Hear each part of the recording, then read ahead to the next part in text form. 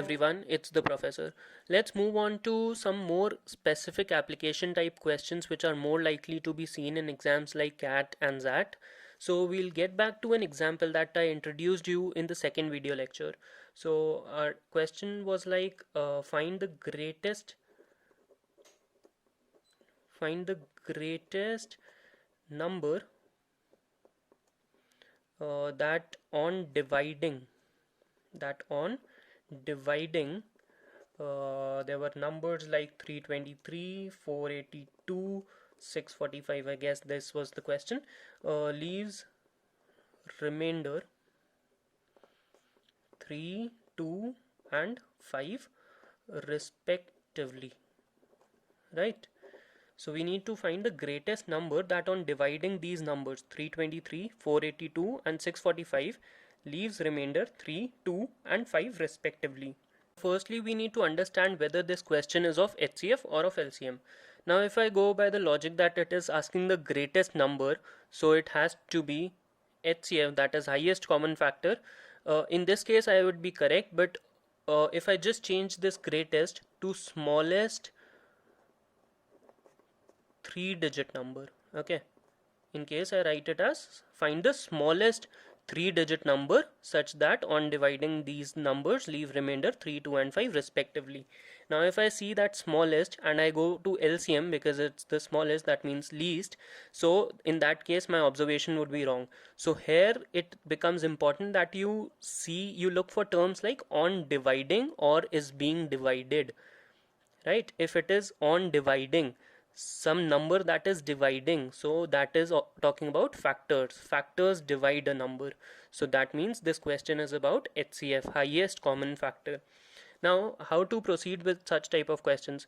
So we know that it is a number, we need to find a number, so let's consider that number to be x. Okay, we need to find x, and this x is dividing 323, 482 and 645 and leaving remainders 3, 2 and 5 respectively. So when I divide some number by x, so if I can write it as x, then here it would be 323 and here there would be some quotient that I'll obtain. Let's consider that quotient to be a, and after division my remainder is 3 in this case, right? So just to put it algebraically, I can write this as a into x or x into a plus 3. 323 can be written as x into a plus 3. That means 323 can be written as x into a plus 3, where a is the quotient, 3 is the remainder and x is the divisor or the factor. Similarly, if I take the second number 482, I'll divide it by x again because it's the greatest number that on dividing, so the number is same, so that is x. X is dividing 482, it would give me some quotient as b and the remainder would be 2. So this can be written algebraically as 482 is equals to x into b plus 2. Similarly for 645 can be written as x into c, where c would be the quotient and 5 would be the remainder, right? So these are the algebraically written forms of these statements. Of this statement, if I write it algebraically, this is how it will look like. Now if I just take this 3 that is present on the right side, all the remainders I take them to the left side and deduct it. So I can write this as 320 is equals to x into a, 480 is equals to x into b and 640 is equals to x into c. Now I know that 320 is written as x into a, 480 is written as x into b and 640 is written as x into c. So in this case I know that x is common, right? X is available in all these three equations, and this x is nothing but it is the greatest number or the smallest 3-digit number. That means x is the common factor of all these three numbers. So if I try to find out the common factors, and I'm talking about smallest 3-digit common factor, right? Or even if I consider it to be greatest, in this case the answer would be same. So if I take it as smallest 3-digit common factor and try to find out the common factors of 320, 480 and 640, I have a 10 common in all three numbers, right? So my HCF or the common factor would definitely have a 10 and it would be multiplied with some other factor. So 32 is, if I put it in terms of 16, 16 into 2 is 32, 16 into 3 is 48, 16 into 4 is 64.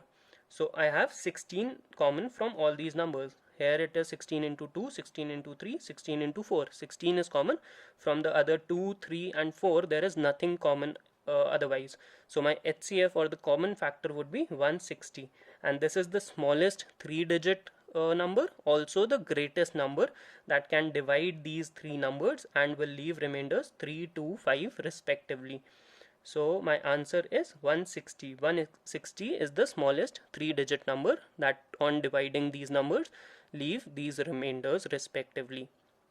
Now let's proceed to another similar type of question. In this case we'll assume that the remainders are same and it is not available to us. So I need to find the greatest number that on dividing, again it's on dividing, that means it's about HCF. Okay, it's about factors on dividing. The numbers 480, 720 and let's take 1000. Okay, leave same remainder, and in this case we don't know what that remainder is. We need to find the greatest number that on dividing these numbers leave the same remainder, and we don't know what exactly is that remainder. So let's assume that number, that greatest number to be x and remainder to be r. Okay, just to make it algebraically visible. So if I write it in the form of equation again, as I've done for these numbers, I can write 480 as x into a plus r, where a is the quotient obtained when 480 is divided by x. Then 720 would be x into b plus r, because remainder is same in all cases. 1000 would be x into c plus r. Now had there been a number over here, I could have taken it on the left hand side and deducted it, and I could have formed the equations, and then my HCF was more visible, right? In this case, how to proceed with it? So if I just take this as 1, 2 and 3, and if I subtract 1 from 2, 1 from 3 and 2 from 3, that means let me subtract equation 2 from equation 3. So 1000 minus 720, that will give me 280 is x into c minus x into b. So I can write it as x common c minus b, and this r and r would cancel out. Similarly, if I subtract equation 1 from equation 2, I'll get 240 would be equal to x into b minus a, and that's it. R and r would get cancelled out again. Now again I'll subtract equation 1 from equation 3. That would give me 520 is equals to x into c minus a, right? So now these equations look more like these equations, right? There was something in the bracket, but x is common. This is the common factor. In this case, a, b, c were individually different and x was again common. And these brackets may be individually different, but this x is common. So we are talking about this x. We need to find the common factor that is available of these numbers and which has to be highest. So we need to find the HCF of these numbers, and that would be our answer. So let's try to find the HCF. So these numbers are pretty easy in the sense that we can separate it into different numbers, right? 280 can be written as 20 into 14, 240 can be written as 20 into 12, 520 20 into 26, right? If I just try to find what is common in these cases, so 2 is common because this is 7 into 2. 7 is a prime number. 7 is not available anywhere else. So there is just 2 common from these numbers, and 20 is common. So 20 into 2, my HCF would be 40, right? 20 into 2, that is my HCF. So 40 is the greatest number that on dividing these numbers leave the same remainder, which would be 0 in this case. So let's try to change these numbers and try to figure out a way in which we can do it in a much more easier way, because this equation way, it's just about writing it, correct? We know that this method is applicable whatever the numbers would be. So let's change the numbers and do it directly instead of writing these equations.